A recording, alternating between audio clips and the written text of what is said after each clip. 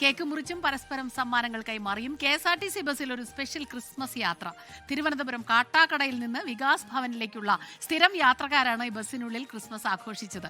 Bus on demand പദ്ധതിയുടെ ഭാഗമായി 4 വർഷമായി ഈ ബസ് സർവീസ് നടത്തുകയാണ്.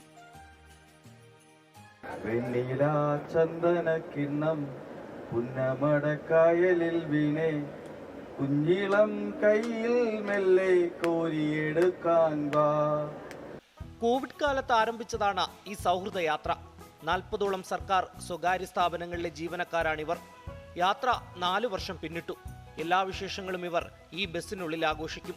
ഇത്തവണ കേക്ക് മുറിച്ചും സമ്മാനം വിതരണം ചെയ്തും ക്രിസ്മസിനെ വരവേറ്റു. എല്ലാവർക്കും സന്തോഷമുള്ള ഒരു ക്രിസ്മസ് ആശംസിക്കുന്നു.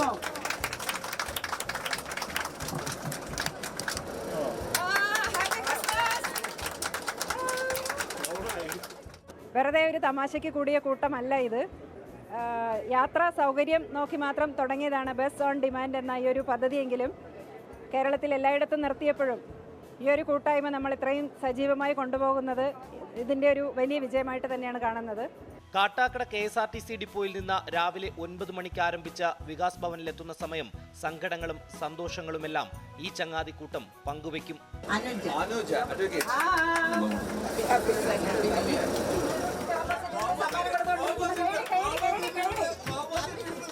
ഇതിലെ വരുന്ന ഓരോ യാത്രക്കാരനും ഒരു കുടുംബം പോലെ നമ്മൾ എല്ലാവരും ഇതിൽ ആഘോഷിച്ചും അവരുടെ ദുഃഖങ്ങളും സങ്കടങ്ങളും മാറ്റിവെച്ച് വളരെ ഒരു ഐക്യമായിട്ട് പോകുന്നതും കൊണ്ടാണ് ഇത് ഇന്നും നിലനിൽക്കുന്നത്. യാത്രക്കാർക്ക് മാത്രമല്ല ബസ്സിലെ ജീവനക്കാർക്കും മാറ്റമുണ്ടാകാറില്ല. സ്ഥിരമായി ഒരേ ജീവനക്കാരാണ് ബസ്സിലുണ്ടാവുക.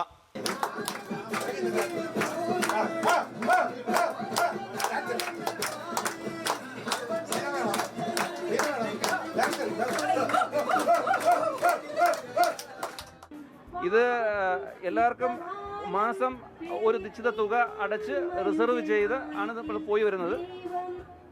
അതൊരു വലിയ തുകയായിട്ടൊന്നും ഞങ്ങൾക്ക് തോന്നിയിട്ടില്ല. പക്ഷേ ഇതിനകത്തുള്ള കൂട്ടായ്മ അതൊരു പ്രത്യേകതയാണ്, പറയാതിരിക്കാൻ നിവൃത്തിയില്ല.